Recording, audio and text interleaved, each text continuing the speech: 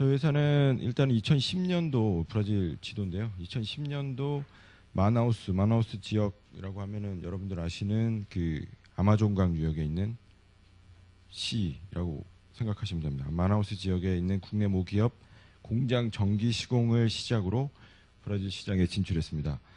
그 이후에 브라질 남부 포르토 알레그리, 캄피나스, 아메리카나 그리고 브라질 북부의 포르탈레자에 이르기까지 국내 유수의 대기업과 중견기업의 공장 정기 시공을 진행해 왔고 2014년 말 기준으로 현재 상파울루의 1개 법인 그리고 마나우스와 포르탈레자의 2개 지사를 운영하고 있습니다. 일단은 제가 제가 이제 브라질 처음 갔을 때 느꼈던 그런 부분에 있어서 말씀을 드리려고 생각을 하다 보니까 브라질 상파울루 과를류스 공항에 갔을 때 상당히 그 힘든 부분을 많이 느꼈었거든요. 어떤 부분에서였냐면 인천 공항만큼 그렇게 최첨단의 공항이 아니더라고요. 봤을 때 상당히 여기가 과연 남미 최고의 그 상업도시인 상파울루의 공항이 맞을까 싶을 정도로 불과 3, 4년 전만 해도 엘리베이터나 화장실 이런 각종 시설들이 상당히 낙후되어 있었습니다. 근데 지금은 최근 들어서 그 작년에 아시겠지만 월드컵도 있었고 내년에 이제 올림픽도 있는데 그것과 관련해서 상당히 지금 많이 개보수를 많이 실시한 상태입니다. 그래서 새로 한국의 그 인천공항에 있는 무빙워크나 이런 것들도 새로 들여왔고 그리고 엘리베이터도 새로 이제 신식으로 다 바뀌었고 화장실도 이제 최근에 제가 작년에 10월까지 있다가 돌아왔는데 그때까지만 해도 아주 멀쩡한 화장실로 바뀌었던 것을 제가 목격하고 왔습니다. 두 번째로 그 과를리스 공항에서는 그 어설프게 포르투갈어를 쓰면은 화를 자초하는 경우를 제가 많이 봤거든요. 제가 그 브라질 최초 입국자들을 항상 픽업을 항상 나갔는데 영어가 잘 안 통한다는 얘기를 어디서 다 들으셨는지 그런 것 때문에 어설프게 이렇게 포르투갈어를 배워갖고 오시는데 그렇게 어설프게 그 입국 심사대에서 포르투갈어를 쓰시다가 1시간씩, 2시간, 3시간씩 막 이렇게 지체되고 나오시는 경우를 제가 많이 봤습니다. 그래서 영어를 하시면 영어를 쓰시던가 아니면은 그냥 모르쇠로 일관하는 게 모르쇠로 일관하면은 오히려 그냥 귀찮아서 그냥 내보내 주더라고요. 그리고 세 번째는 과를리스 공항이 상당히 작습니다. 유치 노선에 비해서 상당히 작습니다. 그래서 주말이나 그 주간 시간대에는 우리가 말하는 입추의 여지가 없을 정도로 길을 잃기가 상당히 쉽습니다. 그리고 동행자가 같이 있을 경우 동행자들 같이 이렇게 짐 움직이다 보면은 동행자들도 잃어버리기가 쉬운 공항이 이 과를리스 공항입니다. 그리고 유럽식 층계 구조라서 우리나라처럼 1층부터 시작이 되는 게 아니라 0층부터 시작이 됩니다. 그러니까 0층, 1층, 2층이라고 생각하시면 되고 그리고 최근에 작년에 월드컵이 있었고 내년에 또 올림픽이 있다 보니까 공항을 터미널 원래 1터미널, 2터미널 그리고 4터미널 이렇게 있었거든요. 근데 최근에 터미널 3을 신축을 했습니다. 그 터미널 1에서 3까지 상당히 거리가 멀어요. 그래서 이동 거리 걸어서 움직이는 것만 해도 벌써 한 20분 정도 걸린다고 보셔야 됩니다. 그래서 여기 적었던 대로 만약에 상파울루에서 내리셔서 상파울루에 어디 가시면은 전혀 상관이 없는데 브라질 내에 있는 다른 국내선을 이용하셔서 다른 도시로 가실 경우에는 대기 시간을 3시간 이상으로 잡으셔야지 불편함 없이 여행하실 수 있습니다.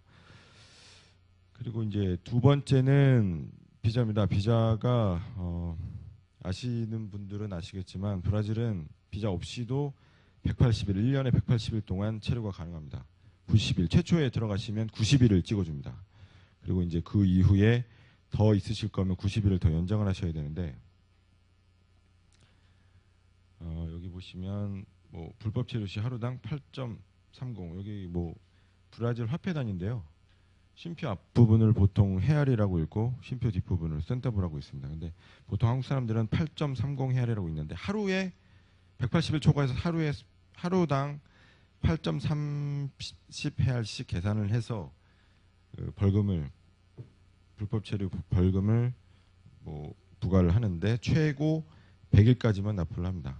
그 이상은 더 오래 있으셔도 납부하지 않는데 뭐 그 이상까지는 계시지 않을 것 같고 그 체류 규정 뭐 이게 제가 이 관광 비자에서 설명을 드리는 이유가 보통 시장 조사를 나오시는 분들 같은 경우에 노동 비자 없이 그냥 무비자로 오시는 경우가 많더라고요. 그래서 저도 이제 브라질 있는 동안에 이런 분들을 많이 봐서 이런 분들이 있으실까봐 제가 이 부분을 말씀드리는 거거든요. 그리고 그 체류 기간 연장하는 방법으로 이제 최초에 90일을 받기 때문에 그 이후에 다시 90일을 받기 위해서는 그 브라질 내에 있는 브라질 가까이에 있는 그 제3국 남미에 있는 다른 국가를 이용하셔서 여행을 하시고 들어오시면은 다시 90일을 받으실 수 있습니다. 보통 그 이과수 폭포 아시죠? 이과수 폭포를 많이 이용합니다. 가장 가깝거든요. 가장 가깝고 그래서 이과수 폭포를 많이들 이용하시고 있습니다. 그리고 또 다른 방법으로는 연방경찰이라고 있습니다. 연방경찰이라고 해서 저희가 생각하는 그런 경찰이 아니고요. 주로 행정 업무를 담당하는 그 상위 개념의 경찰서입니다.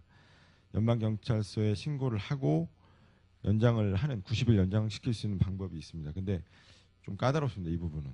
그리고 연방경찰서에 그에서 이 비자를 연장받는 방법을 제가 본 바는 거의 없습니다. 그래서 웬만하면 그냥 이과수를 많이 이용하시더라고요. 제3국을 이용해서. 요거는 그 입국 신고서입니다. 브라질에 들어가시기 전에는 항상 이걸 작성을 하셔야 되는데 제가 이 부분을 띄운 이유가 실수를 하시는 분들이 종종 계시더라고요. 뭐 보통 한 연장을 하실 시장 조사를 하시러 오시는 경우에도 실수를 하시는 부분이 3번 부분을 보면은 이게 여행 목적입니다. 여행 목적인데 잘못하셔서 뭐 2번이나 3번에 쓰시는 분들이 좀 계세요. 종종 계시면 이런 분들 같은 경우에 비자 그 90일 다시 연장받기가 상당히 어렵습니다. 무조건 1번에 작성을 하셔서 여행 목적으로 브라질에 왔다는 것을 뭐 여기다 이제 표현을 해 주셔야지 2번이나 3번 뭐 이렇게 적으시면은 연장받기가 좀 어려우십니다. 그러니까 이 부분은 좀 참고를 하셔야 될 것 같고요. 네, 그리고 이제 불법 체류 뭐 이런 그런 경우 거의 드물는데 가끔 뭐 그런 경우가 좀 있더라고요. 불법 체류했을 경우 벌금 납부하는 방법에 대해서 적어놨는데 여러 가지가 좀 있습니다. 근데 뭐 출국 전에 아까 말씀드린 연방경찰 가셔서 신고를 하시고 납부하시고 뭐 그때 항상 출국 항공권이 필요합니다. 그만큼 불법 체류 한 일수만큼 계산을 해서 이제 고지서를 주면 거기서 바로 납부를 하시고 나가실 수 있는 방법이 있고 출국 시에 공항에서 바로 납부하실 수도 있고요. 그리고 보통 많이 쓰는 방법인데 그냥 나갈 때 그냥 귀찮으니까 그냥 고지서 하나 주고 그냥 보내줍니다. 그러면 다시 들어오실 때 공항에서 바로 내실 수 있는 방법 그런 방법도 있습니다. 그거 말고 이제는 노동비자에 대해서 말씀을 드릴 텐데요.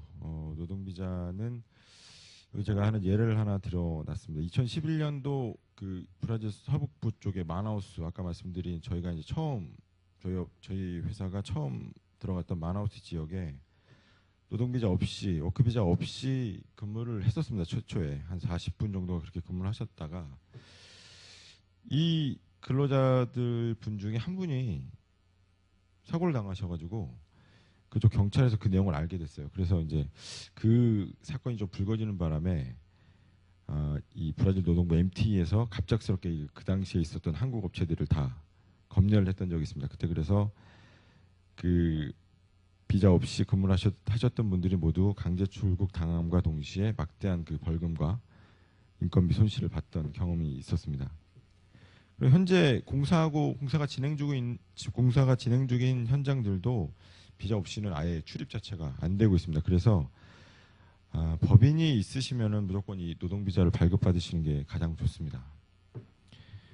여기 밑에 뭐 지금 일부 기업들 같은 경우는 그 인턴이나 뭐 며칠 단기적으로 출장 오신 분들에 대해서는 뭐 비자 없이 들어오신 분들도 계속 간헐적으로 있다고 얘기 들었는데 그런 분들한테는 또 이렇게 어떻게 또 대처 방안 같은 거 숙지시키고 있더라고요. 뭐 검열이 떴다 그러면은 뭐 잠시 뭐 자리를 피한다거나 이런 식으로 해서 그런 식으로 숙지를 시켜가면서 일을 하고 있는 실정이라고 알고 있습니다. 노동비자의 종류에 대해서 말씀드리겠습니다. 90일짜리 단기 비자가 있고요. 그리고 1년짜리 비자가 있고 2년짜리 비자가 있습니다.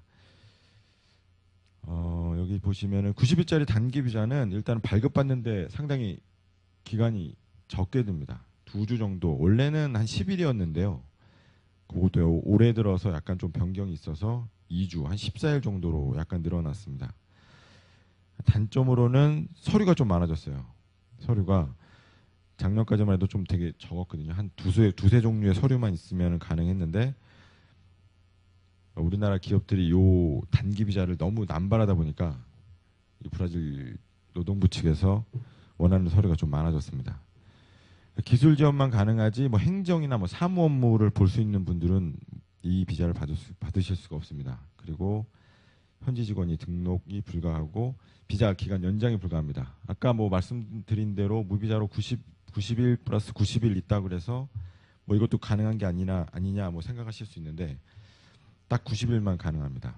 노동수첩에 대해서는 제가 뒤에 설명해 드리겠습니다. 되게 중요한 서류거든요. 그러니까 뒤에 설명해 드리겠고 그 다음에 1년짜리 비자가 있는데 요거는 그냥 기간이 긴 단기 비자라고 생각하시면 돼요. 그리고 서류가 좀 적습니다. 그리고 1년 추가가 가능하고요. 연장이 가능하고 근데 단점으로는 발급 소요 시간이 좀 깁니다. 한 2달 정도 걸린다고 보셔야 되고 그리고 뭐 직원 등록 불가 뭐 노동수첩 발급 불가 이런 식이고 2년짜리 비자가 여기서부터는 이제 완전한 그 노동 비자 완전체 제가 보기에는 완전체 비자라고 생각이 되거든요. 현지 직원 등록, 노동수첩 발급 가능, 그리고 2년 추가 연장, 그리고 행정 노무 업무도 가능합니다. 근데 단점으로는 구비 서류가 많고 역시 뭐 1년짜리와 비슷하게 발급 소요 기간이 좀 깁니다. 제가 이제 비자 발급 업무를 진행하면서 느꼈던 뭐 문제점이라고 생각하는 것들인데요. 여기 적은 대로 크리스마스 카니발 그리고 국가적 행사 기간에는 이 브라질 정부 자체가 일단 마비가 옵니다. 브라질 전체가 마비가 옵니다. 그래서 근무 시간이 축소가 되거나 휴무로 이 비자를 받는데 소요 기간이 조금 길게 걸리는 경우를 제가 작년에 목격을 했습니다. 작년에 월드컵이 있었는데 최대 3개월까지 걸리는 걸 제가 봤습니다. 비자 받는데. 그 제가 이제 그 부분에 대해서 문의를 했더니 월드컵 때문에 뭐 월드컵 때문이라고 핑계는 되는데 뭐 정확하게 그 사람들이 그쪽에서 하는 얘기겠죠. 근데 노동부 그 비자 승인 프로그램이 꼬여서 이게 3개월까지 이렇게 늘어났다라고 이렇게 답변을 들었었는데 하여튼 뭐 그렇고 크리스마스 기간에도 마찬가지입니다. 한 1, 2주간은 거의 뭐 업무가 좀 마비된다고 보시면 되고 주람 브라질 대사관 역시도 그렇습니다. 항상 요 기간 되면은 메일이 옵니다. 저희한테. 요 기간에는 업무가 조금 축소가 되니까 그런 걸 좀 감안해서 서류를 좀 보내달라고 얘기가 옵니다. 뭐 여러분이 아시는 카니발 삼바 축제 기간에도 역시 그런데 1월 말부터 시작이 됩니다. 이 카니발 기간이 1월 말부터 3월 초까지인데 2월 달은 거의 뭐 이 나라 자체가 전체가 뭐 축제 기간이라고 보시면 됩니다. 두 번째로는 그 브라질 노동부에서 서류를 검토할 때 제가 느꼈던 부분이 담당자마다 이 서류 검토 기준이 좀 다른 부분이 있습니다. 같은 서류를 똑같은 양식으로 보냈는데도 어떤 분은 서류가 통과가 되고 어떤 분은 서류가 빠꾸루가 돼서 저희가 다시 준비했던 경우를 많이 목격했습니다. 제가 복불복 승인이라고 제가 적어놨는데요. 그거를 좀 감안을 하셔야 될 것 같고 그리고 저희가 이제 비자 업무를 추진하면서 가장 많이 썼던 방법입니다. 급박하게 노동 비자가 필요한 경우에는 일단은 그 2년짜리 비자를 구비해서 준비하셔서 90일짜리 단기 비자로 브라질에 들어오시는 겁니다. 그래서 남미 뭐 제3국을 통해서 다시 뭐 2년짜리나 1년짜리 비자를 받는 방법을 저희가 계속 써왔거든요. 이 방법이 가장 최단시간 내에 그 한국 파견 직원을 데리고 올 수 있는 방법이라고 저는 생각이 됩니다. 네, 비자 발급 시 유의사항인데요. 이 부분은 뭐 요게 이제 지금 제가 적어놓은 서류들이 한국에서 이제 오실 분들이 필요한 서류들입니다. 가족관계 증명서 뭐 이런 부분은 뭐 비자에 대해서 아시는 분들은 다 아실 건데 이런 부분이 다 필요합니다. 필요한데 특이사항이 영문 졸업 증명서인데 다른 나라 같은 경우는 최종 학력만 있으면은 발급이 가능하다라고 저는 알고 있거든요. 근데 브라질 같은 경우는 최소 9년간의 교육을 받아야만 비자를 받으실 수 있습니다. 그래서 초등학교, 중학교까지 졸업증명서는 있어야만 발급이 가능하고요. 뭐 중간에 띄어서 뭐 초등학교, 고등학교 이렇게도 또 안 된다고 그러더라고요. 그래서 초등학교, 중학교부터는 이렇게 최소한 초등학교, 중학교 졸업증명서는 있어야만 비자가 발급이 가능합니다. 근데 그 관련 분야 전공자는 그 대학 졸업증명서만 가지고도 발급이 가능하더라고요. 그 부분도 참고하셔야 될 것 같고요. 그리고 경력증명서 같은 경우도 최소 5년 이상 경력을 갖추어야만 발급이 가능합니다. 범죄경력증명서 요거는 최근에 바뀐 내용인데요. 범죄경력증명서가 있고 범죄경력 조회 회보서가 있습니다. 요거 두 가지 다 경찰서에서 발급이 가능한데 작년까지만 해도 범죄경력 조회 회보서만으로도 비자 발급이 가능했습니다. 근데 요거는 당일날 바로 발급이 가능하거든요. 근데 범죄경력증명서는 한 일주일 정도 걸립니다. 그런데 지금 최근에는 범죄경력증명서만 있어야만 발급이 가능하다는 거 참고하셔야 되고 범죄경력증명서는 또 유효기간이 90일입니다. 그러니까 요것도 참고하셔야 됩니다. 요 밑에 타임테이블은 비자가 승인 받고 나서 최종적으로 RN이라고 정식 외국인 등록증입니다. 그거 받을 때까지의 과정을 제가 적어놓은 건데요. 비자 승인이 떨어진다는 얘기는 MT라고 브라질 노동부에서 이제 비자를 승인을 허가를 합니다. 그러면은 브라질 대사관을 통해서 비자를 발급을 받아야 되는데 승인 후에 6개월 안에는 발급을 받으셔야 됩니다. 6개월이 지나면 비자 발급이 취소가 돼서 발급을 받으실 수가 없습니다. 비자를 받으시면은 또 90일 안에 브라질에 입국을 하셔야 됩니다. 입국을 안 하시면 또 취소가 되고요. 그 입국 후에 30일 안에 아까 말씀드린 연방경찰을 방문하셔서 거주지 신고, 내가 지금 어디에 살고 있다라는 것을 신고를 하셔야만 또 유효한 비자가 될 수 있습니다. 이때 이제 프로토콜이라고 임시 외국인증을 받습니다. 임시 외국인증이라고 제가 지금 제 자료가 있는데 시간이 없는 것 같아서 그냥 쭉쭉 하겠습니다. 임시 외국인증을 받게 되고 그 이후에 일주일 후에 이제 싱크리라고 해서 이제 우리나라로 치면은 뭐 등본쯤 되는 서류를 받게 되고 그 서류를 받게 되면은 이제 제가 아까 말씀드린 노동수첩을 받으실 수가 있습니다. 이 노동수첩이라는 서류가 한국으로 신분증 역할도 하고요. 개인 신상부터 개인이 근무했던 그 근로지의 이력까지 모든 거를 총망라해서 이렇게 정리해 놓은 수첩이라고 보시면 됩니다. 이제 최종적으로 6개월 후에 이제 정식으로 이제 외국인 등록증을 발급받게 되십니다. 그다음으로 이제 운전면허증인데 운전면허증은 뭐 오시면은 뭐 시장 조사를 하러 오시던 아니면 뭐 진짜 진출을 해서 법인을 세우시던 이 운전면허는 꼭 필요한 부분인데요. 국제운전면허증이 활용이 가능합니다. 가능하긴 한데 아시겠지만 소지상 상당히 불편함이 있습니다. 국제운전면허증은 여권과 이 국제운전면허증 그리고 한국에서 발급받으신 면허증을 3개를 다 들고 다니셔야 됩니다. 그래서 뭐 불편함 가지고 다니시는데 좀 불편함이 있고요. 브라질 국내에서는 유효 기간이 6개월입니다. 이 원래는 1년이거든요. 한국에서 발급 받으시면 국제운전면허증 유효 기간이 1년인데 브라질에서는 6개월 적용받습니다. 주마다 좀 달리 적용되는 경우가 많습니다. 그래서 상파울루주랑 또 북부 쪽이랑 또 다른 경우도 있어서 거주지 경찰서에 문의해야 되는 그런 불편함도 있습니다. 보통 그 아까 말씀드린 2년짜리 이상 비자를 발급받으시면 그 브라질 현지 운전면허증을 발급받으실 수 있는데요. 그 부분도 국내 운전면허증을 가져가시면 이제 뭐 순차적으로 가시면 충분히 받으실 수 있습니다. 다음으로 이제 직원 채용에 대해서 간략하게 말씀드리겠습니다. 제가 봤을 때는 가장 중요한 부분이라고 생각되거든요. 이 통역 직원이 가장 중요하다라고 저는 생각이 듭니다. 제가 3년 동안 있으면서 영어가 통하지 않는 이 브라질이라는 나라에서 근무를 하는 거에 있어서 이 통역 직원이 차지하는 비중이 상당히 크다라고 저는 생각을 했습니다.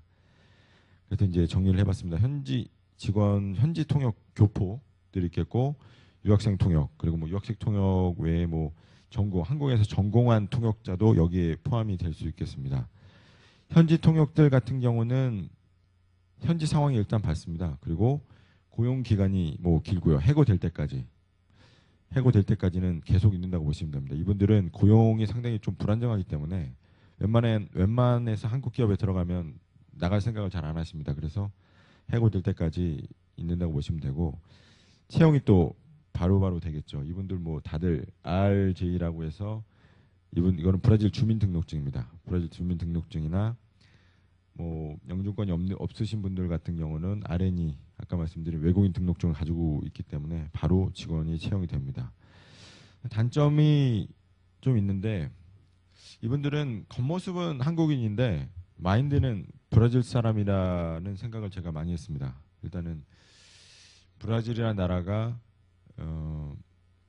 오랫동안 유럽의 그 지배를 받아왔기, 포르투갈의 지배를 받아왔기 때문에 약간은 모든 분들이 그런 건 아닌데요. 약간은 좀 노예 근성이라고 그래야 되나? 약간 능동적이지 못하신 분들이 좀 많습니다. 능동적이지 못, 수동적으로 그냥 일을 하는 경우가 많아서 약간 교포분들도 이거는 약간 좀 위험한 발언일 수도 있는데, 제가 볼 때는 그런 식으로 근무를 많이 하시더라고요. 악용 사례 발생 요 부분은 제가 실제로 목격한 부분인데, 처음에 한국에서 기업이 들어왔을 때 법인을 설립할 때 그 교포 통역들을 법인장으로 내세워서 법인을 세우시는 경우가 많습니다. 뭐 거의 대부분이라고 보셔야 되는데, 일단은 뭐 작은 규모 회사들은 거의 이런 식으로 법인을 세운다고 보시면 되는데, 그런 직원들이 장난을 하는 경우가 좀 있습니다. 그 이제 최종적으로 자기의 결제만 있어야지 자금이 집행되고 이런 식으로 그렇게 장난을 쳐던 경우를 제가 봤습니다. 그래서 그 업체 같은 경우는 이 교포 통역분이 그 자금을 다 빼서 그 다시는 돌아오지 않았던 경우를 제가 봤습니다. 그래서 이런 부분도 상당히 조금 참고를 많이 하셔야 되고, 이 통역을 구하실 때 생각을 많이 하셔야 됩니다.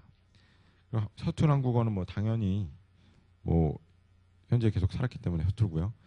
한정적인 인력풀은 브라질에 한 5만 명 정도 교포가 있는 걸로 알고 있습니다. 그 중에 4만 5천 명이 상파울로에 있거든요. 나머지 5천 명이 전국적으로 퍼져 있는데, 그렇다 보니까 항상 그 이력서를 받으면, 저도 이제 이력서를 많이 받았는데 항상 받았던 분이 계속 오더라고요. 뭐 젊은 친구들 같은 거는 잘 없고 나이 드신 분도 상당히 많고요. 그렇다 보니까 좀 괜찮은 통역 직원들을 구하기가 쉽지가 않습니다. 그리고 높은 임금, 그 비슷한 급여대의 브라질 현지 직원이랑 놓고 봤을 때 스펙이 좀 떨어지는 경우가 많습니다. 그럼에도 불구하고 급여는 하나로 봤을 때 300만 원 중반대 이렇게 보시면 되고요. 이게 지금 거의 픽스된 금액이라고 생각하시면 됩니다. 지금 상당히 통역들의 급여가 상당히 올라가 있는 상태입니다. 다음으로 한국인 뭐 통역들, 뭐 유학생 통역들 같은 경우는 요 적혀 있는 대로 학생들이기 때문에 성실하고요. 그리고 뭐 숙소를 같이 쓰기 때문에 업무 외에도 뭐 다양하게 활용할 수 있는 부분이 있고, 임금 또한 학생들이기 때문에 뭐 이렇게 많이 생각을 하지 않는 경우가 많습니다. 그래서 그런 부분도 좀 생각을 할 수 있고, 근데 뭐 단점으로는 비자를 또 발급받아야 된다는 거, 뭐 시간이 좀 오래 걸리겠죠. 그리고 고용 가능 기간이 좀 짧을 수 있다는 거, 그리고 아무래도 현지 상황 파악이 조금 느린 부분이 있습니다. 한 가지 뭐 통역 직원 채용의 팁을 좀 드리자면, 브라질 진출하시는 분들 아시는 사이트가 몇 개 있어요. 한 두 가지 정도가 있는데, 그런 사이트를 이용하시는 것보다는 공인된 공공기관을 통해서 채용하시는 것이 훨씬 낫다라는 점을 말씀드리고 싶고요. 뭐 코트라나 중기청, 뭐 다들 코트라 중기청은 모두 지금 상파울로에 지금 사무실이 있습니다. 그리고 포르투갈과 관련 학과 대학들을 직접 뭐 연락을 하셔서 찾아보시는 게 좋을 거라고 생각이 됩니다. 그리고 브라질 현지 요거는 뭐 현지 채용 필요 서류들 같은 경우는 뭐 다 브라질 사람이라면 다 갖고 있는 서류들이고요. 그리고 노동수첩이 좀 특이한데 노동수첩은 아까 말씀드린 대로 그 개인 신상이 다 들어있는 그런 수첩이라고 보시면 됩니다. 그리고 현지 직원과 관련된 에피소드, 이 채용과 관련된 에피소드인데 이거 적어둔 대로 브라질 북부 같은 경우는 워낙 이 행정구역이 정리가 안 돼 있는 경우가 많습니다. 그래서 채용할 때 제가 그 거주지 증명서를 발급했던 적이 있는데 실제로 그 우편번호대로 찾아가 본 게 아니라 이 직원 등록할 때 그걸 확인해 봤더니 없는 주소로 나오더라고요. 이런 경우가 상당히 많아서 애를 많이 먹었습니다. 현지 직원의 부정에 대한 에피소드 같은 경우는 저희가 그 지사 현지 직원 한 두 명이 약간 별도 행각을 벌였던 적이 있었습니다. 근데 그때 당시에 저희 지사장님이 약간 좀 미숙하셔서 뭐 아무런 제재 없이 그냥 심증만 있는 상태에서 그냥 풀어줬던 적이 있는데 이런 경우 뭐 한국에서와 마찬가지로 업무를 정지시키고 경찰관을 일단은 불러야 된다고 얘기를 들었습니다. 경찰관을 불러서 경찰관 입회 하에 경찰관이 직접 처리할 수 있도록 그렇게 하시면 만약에 뭐 부정행위가 발각됐을 경우에 퇴직금 없이 해고도 가능하다라고 얘기를 들었습니다. 브라질 진출 시 간단한 팁인데 이 부분은 브라질이 상당히 큽니다. 그래서 남부와 북부 간의 격차가 좀 심한 편입니다. 남부 같은 경우는 미약하게나마 사계절이 있습니다. 봄, 여름, 가을, 겨울이 있고 지금은 약간 좀 더울 남반구다 보니까 여름이 상당히 더운 날씨입니다. 근데 북부 같은 경우는 적도 지방이라서 그냥 계속 덥다고 보시면 됩니다. 계속 덥고 바닷가 쪽은 좀 바람이 좀 많이 부는 편입니다. 그래서 땀은 좀 안 나는 편인데 그래도 좀 더운 편입니다. 그래서 뭐 남부와 북부 간의 인종 분포도 그렇고 경제 수준, 문맹률까지도 좀 차이가 있습니다. 그렇다 보니까 실제로 그 제조 공장 같은 경우에 불량률이 남부 쪽보다 북부 쪽이 훨씬 많이 높다고 얘기를 들었습니다. 실제로. 인종 분포 면에서도 북부에는 백인종을 찾아보기가 좀 어려운데 남부 쪽 상파울로나 꾸리치바, 뭐 포르투알리그리 같은 남부 지역 같은 경우는 유럽계 백인종들이 좀 많이 분포되어 있습니다. 다음으로 이제 급여 부분입니다. 제가 이제 이건 정리해 뒀는데요. 한국과 이제 비교를 좀 해뒀습니다. 해줬는데 딱히 뭐 그런 뭐 연관성 같은 건 없는데 봤을 때 브라질 그 물가 인상률에 보다는 물가 상승률보다는 급여 인상률이 좀 높다는 점, 그런 점 좀 참고하시면 될 것 같고요. 그리고 학력과 경력에 따른 임금 차이인데 이건 2014년 기준입니다. 말단 그 전기공 최초 기본급이 세금 전으로 877.56 헤알이고요. 공대 출신의 엔지니어 초봉은 6,512.19 헤알, 7.4배 정도 차이가 납니다. 이만큼 브라질도 한국과 마찬가지로 이공계에 대한 그 우대 현상이 좀 두드러진 편이고요, 지금.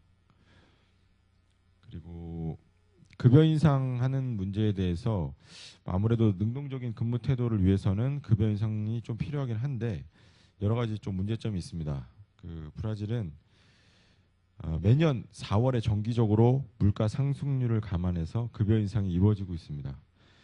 그래서 특별하게 뭐 일을 되게 열심히 하고 잘해서 포상 차원의 인상을 시키는 게 아니라면 특별하게 인상해 줄 필요가 없습니다. 왜냐하면 인상해 주게 되면 기본급에 따라서 수당, 13번째 급여, 휴가수당, 해고수당 등이 동반 상승하기 때문에 장기적으로 법인을 운영하는 데 좀 문제가 있습니다. 이 13번째 급여는 그 한국의 약간 보너스 개념이라고 보시면 되는데요. 매년 11월, 12월에 지급하는 겁니다. 한 달치 급여를 줍니다. 1년을 제대로 근무하면 한 달치 급여를 이때 한 번 더 지급하는 거고요. 휴가수당은 뒤에서 설명이 좀 있을 텐데 1년을 온전하게 근무를 하게 되면은 브라질은 한 달 동안 휴가를 줘야 됩니다. 이게 법적으로 정해져 있기 때문에 만약에 휴가와 휴가수당을 동시에 주지 않으면 그 이제 노동법적으로 좀 문제가 돼서 막대한 양의 벌금을 부과받을 수 있기 때문에 이 부분도 생각을 하셔야 됩니다. 그리고 해고수당 같은 경우는 제가 이제 대충 봤는데 한국 퇴직금, 그러니까 한국에서 보통 보면은 한국의 퇴직금의 보통 한 2배쯤 생각하시면 된다고, 그 정도 생각하시면 됩니다. 그만큼 조금 해고 수당이 조금 큰 편입니다. 웬만해서는 이 브라질 현지 직원들이 사직서를 안 씁니다. 해고 당하면은 해고 수당이 훨씬 많기 때문에 웬만해서는 사직서를 쓰는 경우가 없습니다. 사직서를 쓰게 되면 해고 수당이 훨씬 줄어들거든요. 그래서 사직서를 쓰는 경우가 없습니다. 그러니까 이런 부분도 좀 감안을 하셔서 임금 인상하시는데 참고를 하셔야 됩니다. 아까 말씀드린 대로 휴가 부분입니다. 이 부분은 노동법상으로 1년 만근하시면 2년 만근 전에 30일의 휴가를 실시해야 됩니다. 그래서 이제 그 휴가 실시하기 전에 휴가 수당도 지급을 해야 되고요. 휴가 수당은 기본급에다가 각종 수당 평균을 플러스 시킨 금액입니다. 근데 이것도 이제 두 가지 선택사항이 있는데 30일을 모두 휴가로 활용하던가 아니면은 이 친구가 정말 필요한 친구다. 그러면 20일 휴가 지급하고 10일은 근무할 수 있게 하는 방향, 그런 방향도 있습니다. 근데 근무일수에 대해서는 또 휴가 급여를 지급해야 되고요. 만약에 휴가를 실시하지 않으면 뭐 근무 기간이 2년, 휴가를 쉬지 않는 상태에서 근무 기간이 2년이 초과했을 때는 또 휴가 기간은 그대로인데 휴가비가 2배로 늘어납니다. 출산휴가 부분도 임신했을 경우는 120일간의 유급 휴가가 의무적으로 부여됩니다. 그리고 이건데 120일에 대한 급여는 회사가 아닌 정부에서 부담하는 액수고요. 그리고 60일은 뭐 회사 재량으로 추가할 수 있는데 이 부분은 또 회사에서 부담해야 됩니다. 나머지는 참고하시면 되고요. 대금 송금 부분입니다. 이 부분도 상당히 중요한 부분이라고 생각을 하실 텐데요. 제가 발견한 부분은 한 4가지 정도 있습니다. 연도별 수익금 송금입니다. 요거는 매년 연말 결산을 하면 얻어진 후년에 만들어지는 재무제표상의 수익금을 전액을 보낼 수가 있습니다. 한국에 있는 본사로. 근데 요거 장점이 세금이 없고 송금이 빠릅니다. 재무제표만 있으면 재무제표랑 간단한 서류만 가지고도 충분히 한국에 송금을 할 수 있습니다. 근데 단점이 법인 설립 초기에는 좀 어렵겠죠. 그리고 요게 이제 가장 큰 문제점인데 초기 자본금 들고 온 자본금보다 초과 송금을 할 경우에 세무조사를 받을 수 있는 위험이 있습니다. 그래서 이런 세무조사 위험 리스크 때문에 두 번째 방법 컨설팅 테크니컬 서비스 계약. 요거는 이제 한국 본사와 브라질 법인 간에 맺는 계약서입니다. 요거 이제 저도 이제 있는 동안에 현지 법무법인을 통해서 계약서를 만들었었는데요. 요 같은 경우는 이제 2가지 컨설팅 테크니컬 2가지가 있습니다. 근데 장단점이 있습니다. 요 같은 경우는 이제 아까도 말씀드린 대로 세무조사 리스크에 대한 대비 기능을 충분히 할 수 있습니다. 근데 세금이 좀 많습니다. 세금이 거의 30에서 한 40% 저 정도라고 보시면 되고요. 그리고 테크니컬 서비스 같은 경우는 일단 되게 간편합니다. 일단은 한국 본사랑 브라질 법인 간에 계약만 체결하면은 바로 돈을 보낼 수 있는데 테크니컬 서비스 같은 경우는 계약서 같은 경우는 브라질 정부의 승인이 필요합니다. 브라질 중앙은행과 그리고 IMPI라고 지금 제가 자료가 있는데 시간이 없어서 IMPI라고 브라질 정부에 따로 승인이 필요합니다. 그래서 기간이 한 2, 3개월 소요되는 걸로 알고 있습니다. 그리고 법무법인 수수료가 제가 봤을 때 상당히 액수가 좀 꽤 됐습니다. 한 2, 3천만 원 정도 됐던 걸로 알고 있습니다. 법무법인 수수료가 좀 높고요. 그리고 이제 급여 송금 이 부분은 송금이라기보다도 본사 투자비를 좀 낮추는 그런 부분이라고 보시면 되는데요. 2가지 방법이 있습니다. 주재원의 급여를 브라질 법인에서 전액 지급하는 방법과 주재원들 같은 경우 해외 수당이 또 따로 있는 경우가 있는데 해외 수당만 브라질 법인에서 지급하는 방법. 기본급은 본사에서 지급을 하는 경우입니다. 주재원 급여를 전액 브라질 법인에서 지급하는 경우는 일단은 한국 본사에서 퇴직을 해야 됩니다. 퇴직을 하고 그 브라질 법인에 재입사하는 방식을 선택을 해야 됩니다. 그런 부분이 그 정직원들 4대 보험 문제가 걸려 있다라고 그러더라고요. 그래서 그 이런 식으로 처리를 안 하면 한국 본사도 또 문제가 될 수 있다라고 얘기를 들었습니다. 뭐 장점은 뭐 본사 인건비가 감소가 되긴 하겠지만 뭐 그렇게 크게 되진 않습니다. 이거는 본사 인건비가 투자비가 많이 감소되겠죠. 근데 아까도 말씀드린 대로 정직원 4대 보험 부분에 문제가 있고 브라질 법인 종료하고 한국에 돌아갔을 때 다시 또 한국 본사에 재입사해야 되는 그런 또 문제점이 좀 그런 부분에서 또 문제점이 또 있습니다. 두 번째로는 주재원 해외 수당. 보통 회사마다 다 다른데 회사마다 다 다르더라고. 몇 퍼센트, 기본급의 몇 퍼센트를 해외 수당으로 지급하는 그 부분만 브라질 법인에서 지급하는 부분.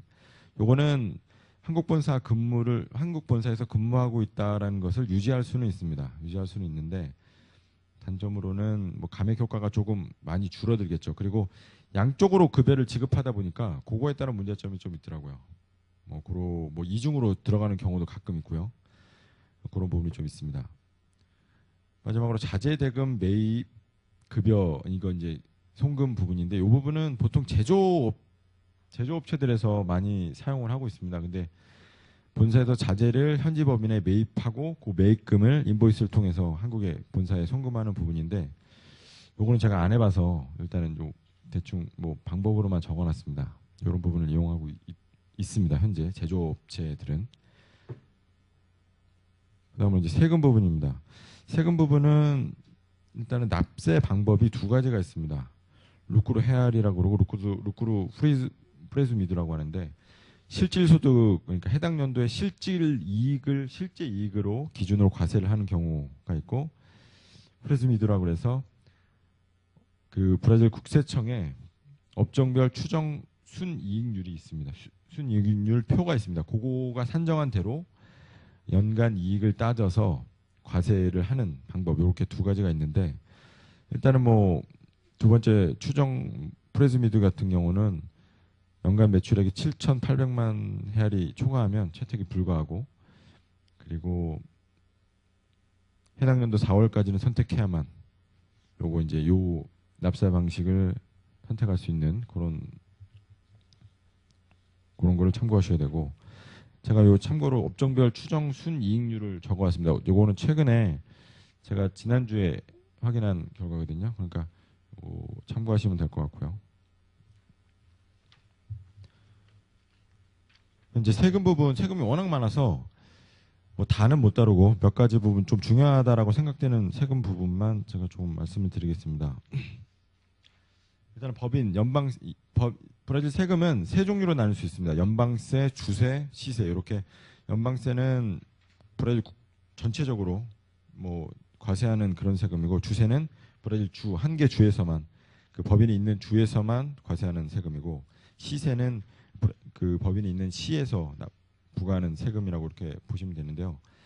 연방세 같은 경우는 연방세에서는 중요한 게 법인 소득세.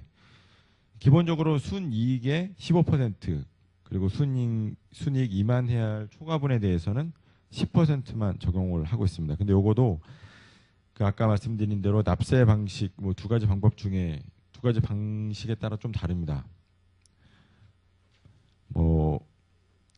중요한 부분은 위에 거 루크루 프레즈미드, 그러니까 추정 순이익을 적용했을 경우에 매월 선납하는 경우에 2월 말까지 전월분의 수익에 대해서 납부를 합니다. 근데 12월 말에 연말 정산을 해서 그 선납 금액이 실납부 금액을 초과했을 경우에는 해당 연도에 그 다른 연방세금에서 상계 처리해 준다는 거, 그런 부분이 좀 특이한 점이라고 생각하시면 되고요.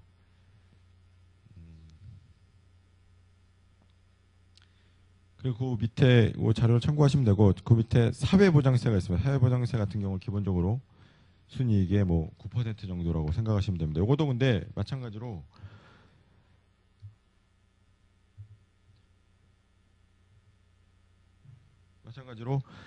록그루 프레스미드를 적용하게 되면은 상계 처리 받는다는 거, 연방세 나중에 연말에 다른 연방세에 상계 처리 받는다는 거, 그런 게 좀 특이한 점이고요.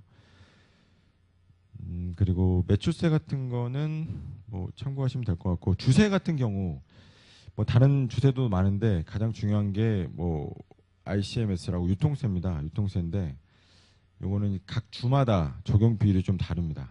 그래서 만약에 상파울루주에서 다른 주로 뭐 자재를 옮긴다거나 그럴 경우에 주에 따라서 다른 세율을 적용받게 됩니다. 그래서 세율 적용받게 되고, 그 나중에 최종 소비자가 이제 부담한다는 거, 이제 그런 부분은 직접 가셔서 브라질 진출하셔서 이 부분은 유통세에 대해서는 주마다 다르시기 때문에 그거는 참고를 하시는 게 좋을 것 같고요.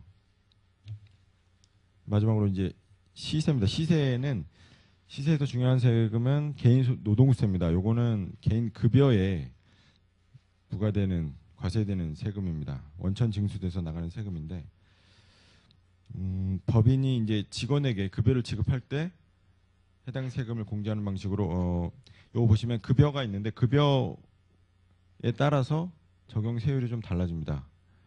그래서 이제 4,390.25 해알 이상으로는 482.93 해알만 그렇게 부과하는 그런 세금이라고 보시면 되겠습니다. 근데 이 브라질 세법 같은 경우는 자주 변경이 되고, 밑에 적어놨던 대로 성격이나 뭐 제품, 지역에 따라 많이 달라질 수가 있습니다. 그래서 뭐 대충 내용만 알고 가시고 실제 이제 진출하시면 회계 사무실을 통해서 재확인하실 필요가 있습니다. 저는 이제 여기까지만 하고 이제 마치겠습니다. 감사합니다.